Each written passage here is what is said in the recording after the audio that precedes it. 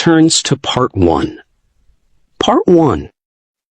You are going to hear a conversation about renting an apartment. First, you have some time to look at questions 1 to 6.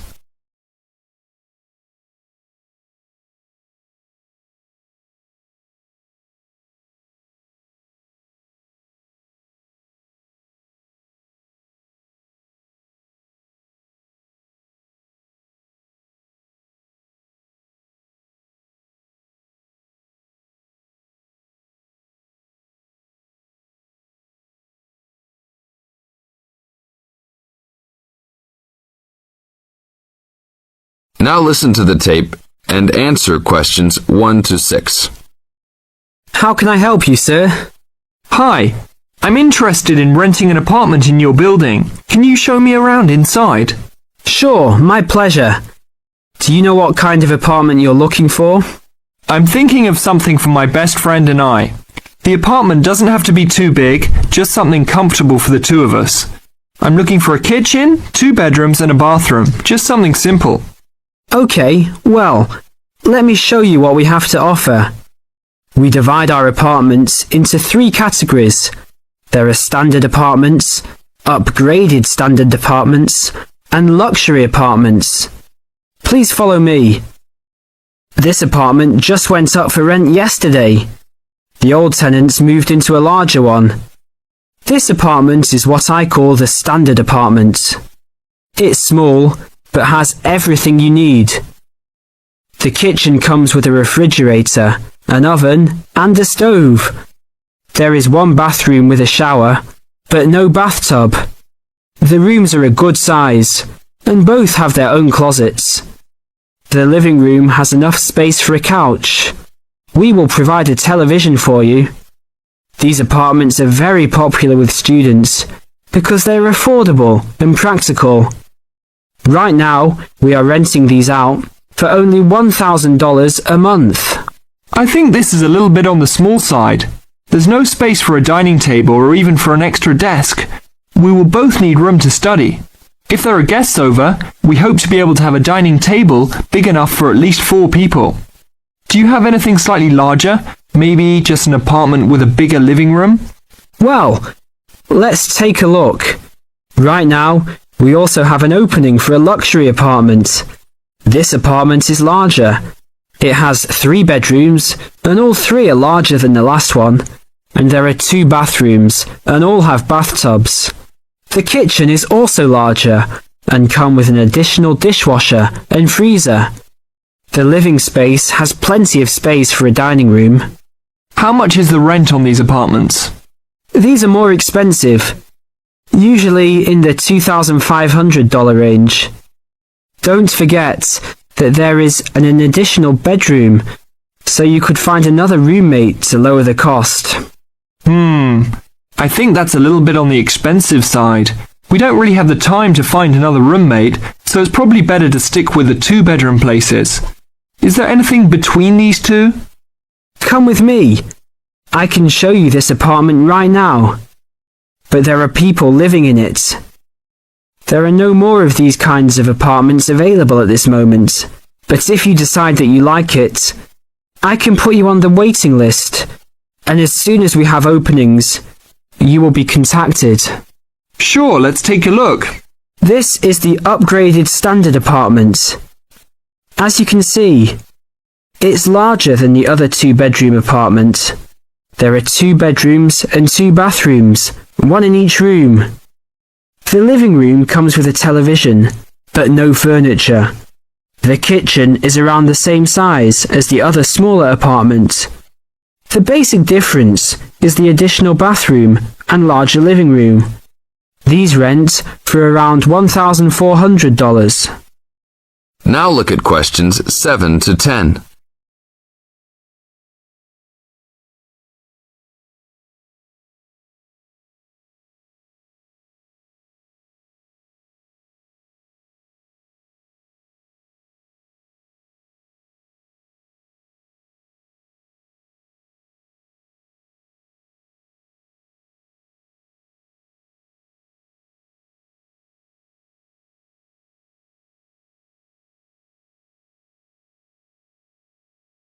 Now listen to the tape and answer questions 7 to 10. Seems like a good deal. Do you know when an apartment like this will be available? That's hard to say. I know these people who live here right now should be graduating soon, so they might be moving out. Well, I guess I'll put my name on the waiting list. Hopefully there'll be an opening as soon as possible. That sounds like a good plan. I will notify you as soon as we have vacancies. You will have to leave us some information and a student identification number. Sure, no problem. My full name is Robert Jack Browning. Could I have your age, please? I'm 38. Your major? I'm studying biology. How about naming some of your hobbies? Fishing, golf, watching movies, and spending time with my family. Sounds like a good life. What is the price range of the apartment you are looking for? Somewhere between $1,000 to $1,500. Your student identification number, please? QS 45890. Could you repeat that? QS 45890. Lastly, could you leave us a phone number? Okay, it's area code 236-580-2287. Thank you very much. I will give you a call as soon as possible. This is the end of section 1. You now have 30 seconds to check your answers.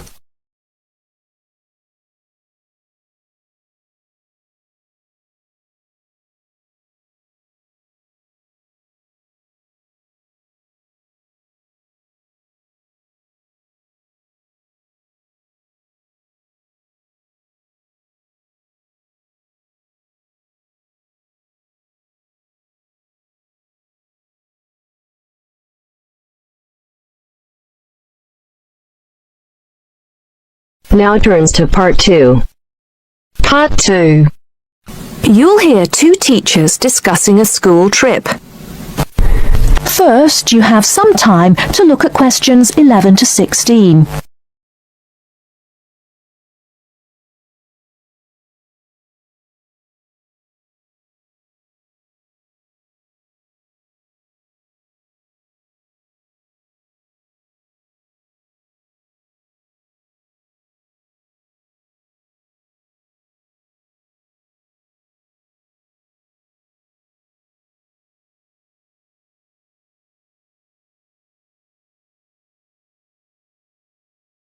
Now, listen carefully and answer questions 11 to 16. Oh, there you are, Paul. Do you have a few minutes? Can we think about this year's school trip? Hi, Jean. Yes, of course. Have you got any ideas? I've been looking through some information, and I've brought a few leaflets with me. Here you are. Okay, thanks. Just remind me when the trip is. Next Friday. We'll be leaving at 9 and be back here at around 4. So we've probably got time to visit a couple of places. Let's see. What leaflet have you got there? Central Gardens. Looks like a nice place. It's open from 9 until 6, so we could go there anytime we wanted, really. What about there in the morning and then somewhere else in the afternoon? Farmers Market would be an option first as well, at least until they close at 1. Or we could try Grey Castle. That should be possible in the morning or in the afternoon. Oh, hang on. That's at the weekend. The last admission is at noon on weekdays. Greenhall says the same thing. Queen's Park opens at 8, so we could go there first. Or, according to these times, we could go there on the way back to school, because they don't close the gates until sunset during the week. Okay, that gives us a few options. We went to Queen's Park a couple of years ago, didn't we? I seem to remember that the pupils really enjoyed it. It'd be nice to go somewhere new as well. I've seen groups from other schools going around Grey Castle. So have I. But then again, maybe we should play it safe and go to Green Hall. At least we've got experience of taking classes round there. Farmers Market is popular with other schools, though, so it must be interesting. It'd be good to go somewhere where someone can show the pupils around, explain things to them. I've been on a tour around the castle, and they do a really good job. I think they have guides at the hall, too, don't they? It says here that they used to, but don't anymore. You can get shown around Central Gardens, though. I think we'd have to do any explaining if we took the pupils to the market or the park. That wouldn't be a problem, though. No, and at least those two would be free, wouldn't they? I think all the others charge, and we'd have to get the parents to pay some money. I'm sure they wouldn't mind paying if it was a small amount. Let me check the leaflets. There's a special price for large groups at Grey Castle. Oh, but you can get into Central Gardens for nothing. Right. Oh, I've just thought of something. We wouldn't need to book anything if we were going to Queen's Park, but what about the other places? Central Gardens say you need to let them know if there are more than 10 people in your group, which would include us. The same at Grey Castle. Farmers Market says you can just turn up, and so does Green Hall. Right. Well, I suggest we take the pupils to Grey Castle for a tour in the morning. How does that sound? Yes, sounds good. We should contact them to book it as soon as possible. In the afternoon, we can do something a bit more relaxed at the park, and we'll have to think about going to Green Hall another year. Shame Farmers Market isn't open, but we can't change the day. So that's a decision then. Now, let's think about what we're going to get the pupils to do. It's a school trip, after all, and we should give them some work to do. Before you hear the rest of the talk, you have some time to look at questions 17 to 20.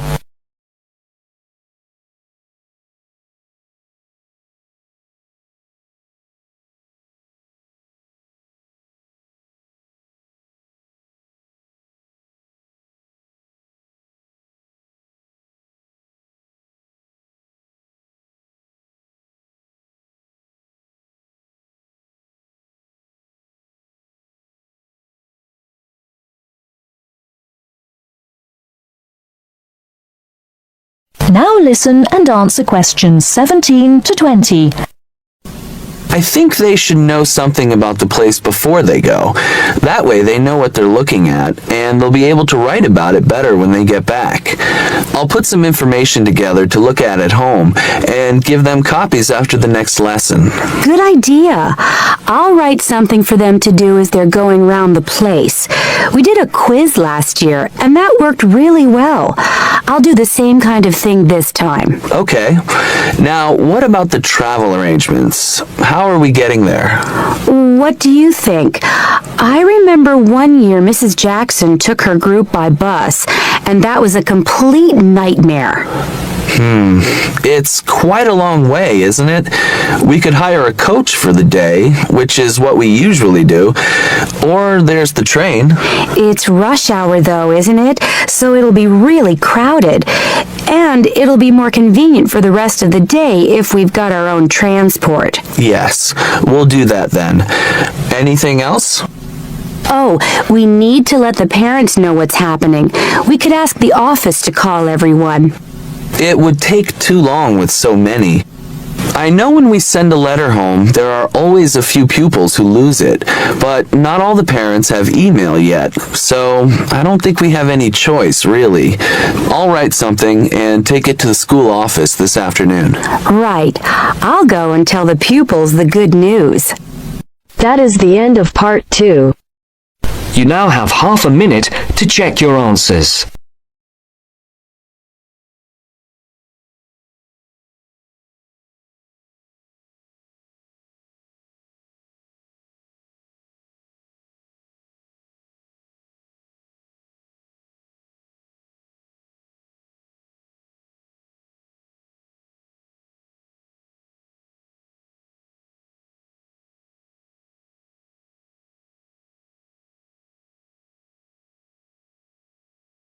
Now turns to Part 3.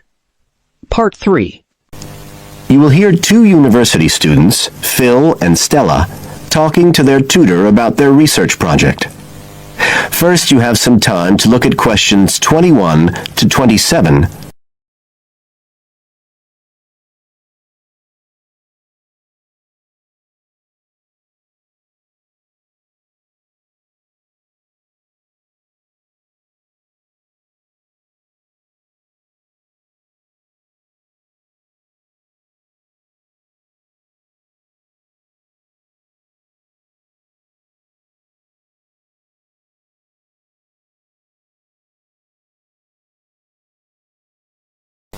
Now listen carefully and answer questions 21 to 27. Come in. Ah, yes, Stella. Is Phil there too? Good. Come on in. Okay, so you're here to discuss your research project. Have you decided what to focus on? You were thinking of something about the causes of mood changes, weren't you? Yes, but the last time we saw you, you suggested we narrowed it down to either the effects of weather or urban environment. So we've decided to focus on the effects of weather. Right, that's more manageable. So, your goal is, Phil? To prove the hypothesis, no, to investigate the hypothesis that the weather has an effect on a person's mood. Good. And what's your thesis, Stella? Well, our thesis is that in general, when the weather's good, it has a positive effect on a person's mood, and bad weather has a negative effect. Can you define your terms here? For example, what do you mean by good and bad? Okay, well, good would be sunny, warm weather, and bad would be when it's cold and cloudy or raining. And how would you define an effect on a person's mood? What would you be looking to find? An effect on the way a person feels. A change in the way they feel, like from feeling happy and optimistic to sad and depressed. Right. And what sort of weather variables will you be looking at? Oh, sunshine, temperature, cloudiness, precipitation, among others. It'll depend a bit what the weather's like when we do the survey. Fine. We'll talk about that in a minute. But first, what about background reading? I gave you some suggestions. Did you manage to read any of it? Yes, we read the Ross Vickers article, the one comparing the groups of American Marines training in summer and winter. That's quite relevant to our study. It was interesting because the Marines who were training in the cold winter conditions tried to cheer themselves up by thinking of warm places, but it didn't really work. Yes, they were trying to force themselves to have a positive mental outlook, but in fact it had the opposite effect, and they ended up in a very negative state of mind. And we found some more research by someone who wasn't on the reading list you gave us, George Whiteborn. He compared people living in 3 countries with very different climatic conditions. Actually, he looked at several things, not just the weather. But he found some people's reactions to bad weather were much worse than others, and it was linked to how stressed they were generally. The weather on its own didn't have such a significant effect on mood. And we looked at a paper by Haverton. Yeah, he broke weather up into about 15 or 16 categories and did qualitative and quantitative research. He found that humans respond to conditions in the weather with immediate responses, such as fear or amazement. But these responses can also be linked to associations from their earlier life, such as a particular happy or sad event. Did you have a look at Stanfield's work? Yes. It was interesting because the type of questions he asked was similar to what we were planning to use in our survey. Yes. He asked people how they were feeling on days with good and bad weather. He found the biggest factors seemed to be the humidity. Moods were most negative on days with a lot of rainfall. Long periods without sunshine had some effect, but nothing like as much. That could be quite a useful model for your project. Yes, we thought so too. Although we can't continue our survey for as long as he did. He did his over a 6-month period. You now have some time to look at questions 28 to 30.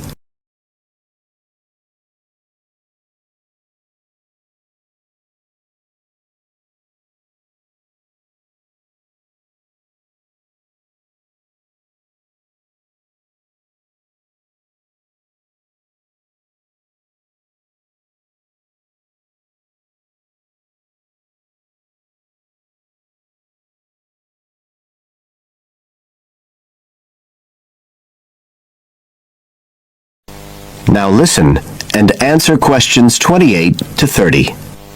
Right. Well, you've made quite a good start. So, where are you going from here?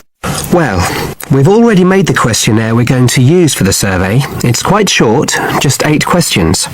We're aiming to survey 20 people over a period of 3 months from October to December. We can't specify the actual dates yet because it depends on the weather. We want to do the survey on days with a range of different weather conditions. And we'll just be working on campus, so our data will only be statistically sound for the student population here. That's okay. Have you thought how you'll determine what will constitute each aspect of weather, and how many you're looking at? We decided on 4. The amount of sunshine, cloudiness, temperature and precipitation. We thought we might use the internet to get data on weather conditions on the days we do the survey, but we haven't found the information we need, so we might have to measure it ourselves. We'll see. Then we've got to analyse the results, and we'll do that using a spreadsheet, giving numeric values to answers. And then, of course, we have to present our findings to the class, and we want to make it quite an interactive session. We want to involve the class in some way in the presentation, maybe by trying to create different climatic conditions in the classroom, but we're still thinking about it. I see. Well, that sounds as if you're on the right lines. Now, what I'd suggest that you think about, in addition to the work you've... That is the end of section 3. You now have half a minute to check your answers.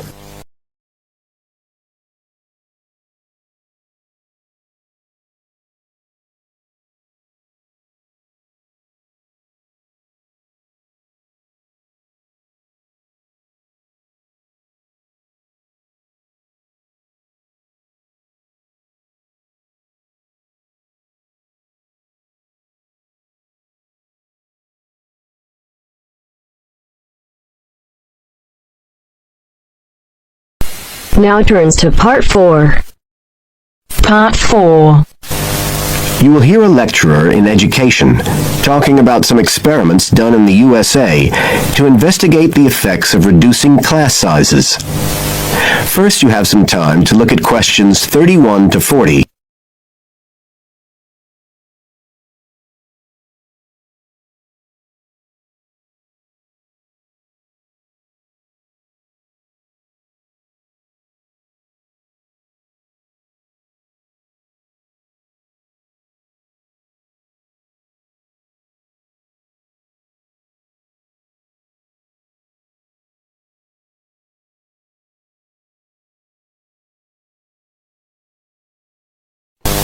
Now listen carefully and answer questions 31 to 40. All over the world, there are passionate arguments going on about how educational systems can be improved. And of all the ideas for improving education, few are as simple or attractive as reducing the number of pupils per teacher. It seems like common sense. But do these ideas have any theoretical basis? Today, I want to look at the situation in the USA and at some of the research that has been done here in America on the effects of reducing class sizes. In the last couple of decades or so, there has been considerable concern in the United States over educational standards here, following revelations that the country's secondary school students perform poorly relative to many Asian and European students. In addition, statistics have shown that students in the nation's lower income schools in the urban areas have achievement levels far below those of middle class and upper middle class schools. So would reducing class sizes solve these problems? Well, we have to remember that it does have one obvious drawback. It's expensive. It requires more teachers and possibly more classrooms, equipment, and so on. On the other hand, if smaller classes really do work, the eventual economic benefits could be huge. Better education would mean that workers did their jobs more efficiently, saving the country millions of dollars. It would also mean that people were better informed about their health, bringing savings in things like medical costs and days off sick. So what reliable information do we have about the effects of reducing class sizes? There's plenty of anecdotal evidence about the effect on students' behavior, but what reliable evidence do we have for this? Let's have a look at 3 research projects that have been carried out in the USA in the last couple of decades or so. The first study I'm going to look at took place in the state of Tennessee in the late 1980s. It involved some 70 schools. In its first year, about 6,400 students were involved, and by the end of the study, 4 years later, the total number involved had grown to 12,000. What happened was that students entering kindergarten were randomly assigned to either small classes of 13 to 17 students or regular-sized classes of 22 to 26. The students remained in whatever category they had been assigned to through the 3rd grade, and then, after that, they joined a regular classroom. After the study ended in 1989, researchers conducted dozens of analyses of the data. Researchers agree that there was significant benefit for students in attending smaller classes, and it also appears that the beneficial effect was stronger for minority students. However, there's no agreement on the implications of this. We still don't know the answer to questions like how long students have to be in smaller classes to get a benefit, and how big that benefit is, for example. The second project was much larger and took place in California. Like the Tennessee study, it focused on students from kindergarten through to grade 3, but in this case, all schools throughout the state were involved. The experiment is still continuing, but results have been very inconclusive, with very little improvement noted. And the project has, in fact, also had several negative aspects. It meant an increased demand for teachers in almost all California districts. So the better-paying districts got a lot of the best teachers, including a fair number that moved over from the poorer districts. And there were a lot of other problems with the project. For example, there weren't any effective procedures for evaluation. All in all, this project stands as a model of what not to do in a major research project. A third initiative took place in the state of Wisconsin at around the same time as the California project began, and it's interesting to compare the two. The Wisconsin project was small. Class sizes were reduced in just 14 schools, but it was noteworthy because it targeted schools at which a significant proportion of the students were from poor families, compared with California's one-size-fits-all approach. Analysts have found that the results are very similar to the Tennessee project, with students making gains that are statistically significant, and that are considerably larger than those calculated for the California initiative. Now, I'd like to apply some of these ideas to the latest. That is the end of section 4. You now have half a minute to check your answers.